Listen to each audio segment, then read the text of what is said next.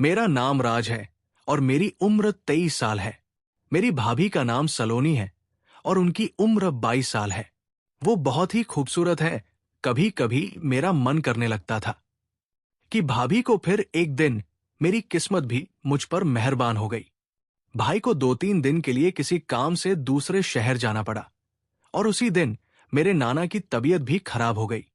मेरी माँ के नाना की तबीयत भी खराब हो गई। मेरी माँ और पापा नाना का हालचाल जानने के लिए गांव चले गए, इसलिए वो 2-3 दिन तक नहीं आने वाले थे अब करने में, और पापी ही रह गए थे। मैं भाभी के साथ बहुत हंसी मजाक करता था। भाभी भी मेरे साथ खुलकर बातें किया करती थी।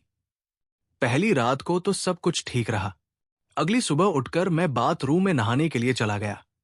घर में भाभी और मेरे अलावा कोई नहीं था। उस वक्त भाभी भी अपने कमरे में थी, इसलिए मैंने बाथरूम का दरवाजा खुला ही छोड़ दिया था। भाभी रोज सुबह मुझे उठाने के लिए मेरे कमरे में आती थी, मगर भाभी को पता नहीं था कि मैं उठ गया हूं।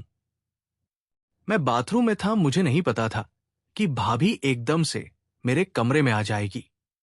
भाभी ने मुझे देख लिया।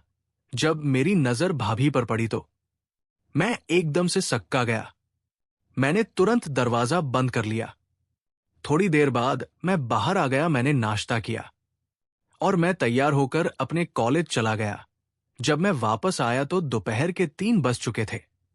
वापस आने के बाद मैंने नो किया कि भाभी का अंदाज कुछ बदला बदला सा लग रहा था। शाम को खाना खाते समय भाभी ने कहा, रात को तुम मेरे कमरे में ही पढ़ाई कर लेना, मुझे अकेले डर लगता है। तुम्हारे भैया भी घर में नहीं है। मैंने कहा ठीक है। भाभी रात के करीब 9 बजे मैं भाभी के रूम में चला गया और पढ़ाई करने लगा। फिर कुछ देर पढ़ाई करने के बाद भाभी और मैं बातें करने लगे।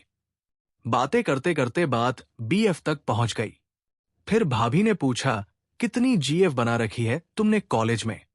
मैंने कहा एक थी भाभी, उससे भी ब्रेकअप हो गया। अब तो मैं बिल्कुल अकेला हूं। वो बोली, तो फिर बना लो कोई दूसरी, तुम तो बहुत जवान हो।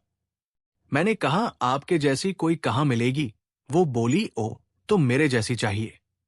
मैं बोला जी। फिर वो बोली, देखो मैं तुम्हारी जीएफ तो नहीं बन सकती, लेकिन फ्रेंड जरूर बन सकती हूं। मैं बोला सोच लो। भाभी, मैं अपने दोस्तों के साथ बहुत मस्खरी करता हूं, कहीं आप बाद में शिकायत करने ना लग जाओ।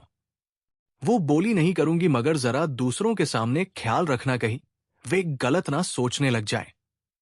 मैंने कहा ठीक है, मैं ख्याल रखूंगा। फिर भाभी बोली, अब रात काफी हो गई है, हम लोगों को सो जाना चाहिए। मैं भी उठकर अपने कमरे में चला गया। रात काफी हो चुकी थी और सुबह उठकर मुझे कॉलेज भी जाना था। मैं अपने कमरे में जाकर सो गया। अगली सुबह भाभी ने मुझे जगाया। जब वो जाने लगी तो मैंने कहा, भाभी आज आप बहुत खूबसूरत लग रही हो। भाभी पलटकर मुस्कुराई और फिर चली गई। उसके बाद मैं नाश्ता करने के लिए चला गया।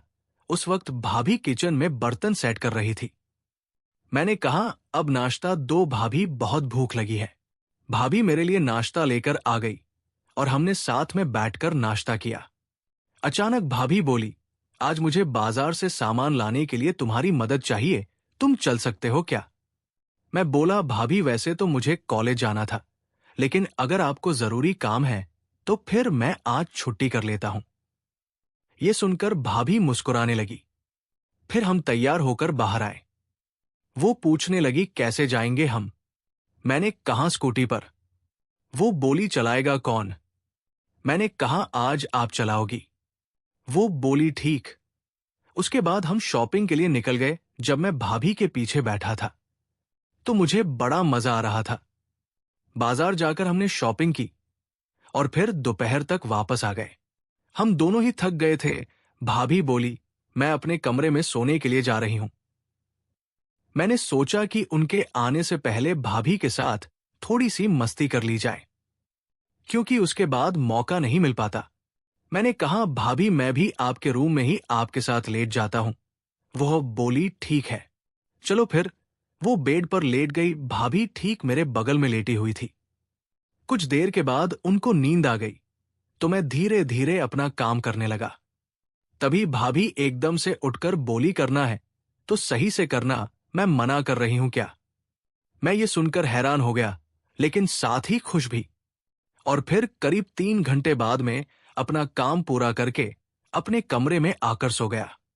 उस दिन से हमें जब भी मौका मिलता, हम दोनों खूब मस्ती करते। तो दोस्तों, आपको ये कहानी कैसी लगी कमेंट करके जरूर बताएं। और हाँ, चैनल को सब्सक्राइब अवश्य करें। मिलते हैं अगली कहानी में।